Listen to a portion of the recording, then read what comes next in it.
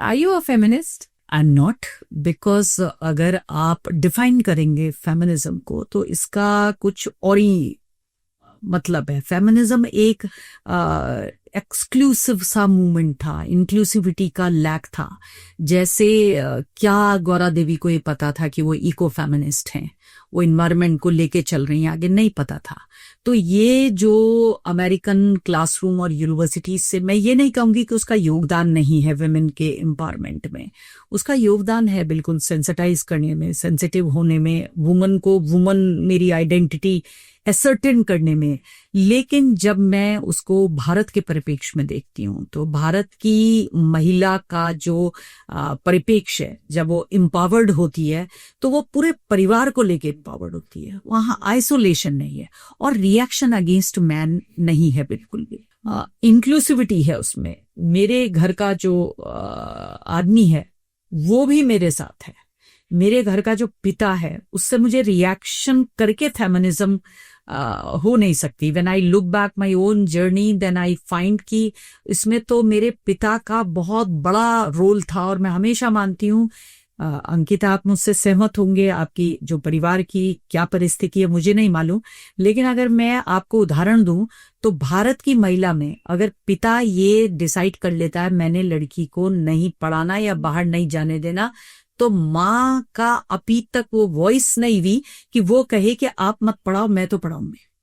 तो वो आपने दंगल पिक्चर का मैं सब जगह उदाहरण देती हूँ कि दंगल पिक्चर में उन बेटियों के बाप ने डिसाइड कर लिया कि लोगों ने क्या क्या नहीं कहा और उसने सुना वो, और उसने अनसुना किया, बहुत खराब कमेंट्स करेगा। अगर हम पिक्चर ना भी देखें और हम उनकी हिस्ट्री भी पढ़ लें तो वाकई उनको फेस किया। और माँ ने भी कहा कि अब लड़कियों को पहलवान बनाओगे।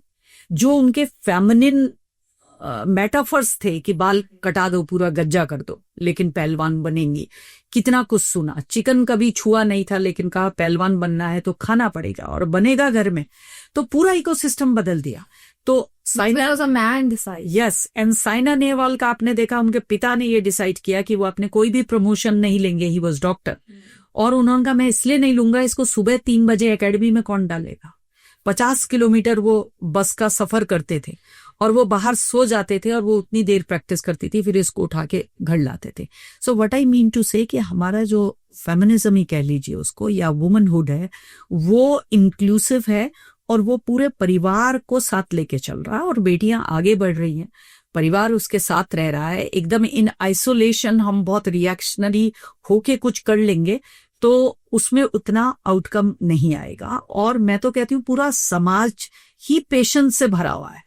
मैं फेमिनिज्म से हट के उसके कंट्रीब्यूशन को नकार नहीं सकती, लेकिन हट के मैं ये कहूंगी कि भारतीय महिला का जो परिवार के साथ एम्पावरमेंट है वो जरूरी भी है। और वो उसका काम तब अच्छा आता है जब मेल अपने को उस पेशेंस को दिखाए और उसको वो स्पेस प्रोवाइड करे। इस मामले में मैं लकी हूं कि मेरे पिता से लेकर और मेरे इन लॉज से लेकर और मेरे पति से लेकर, मेरे भाइयों से लेकर और मेरे जो क्लासमेट थे उनसे लेकर, सब ने मुझे कभी ये एहसास नहीं होने दिया कि मेरे साथ कुछ स्टीरियोटाइप टैग नहीं किया।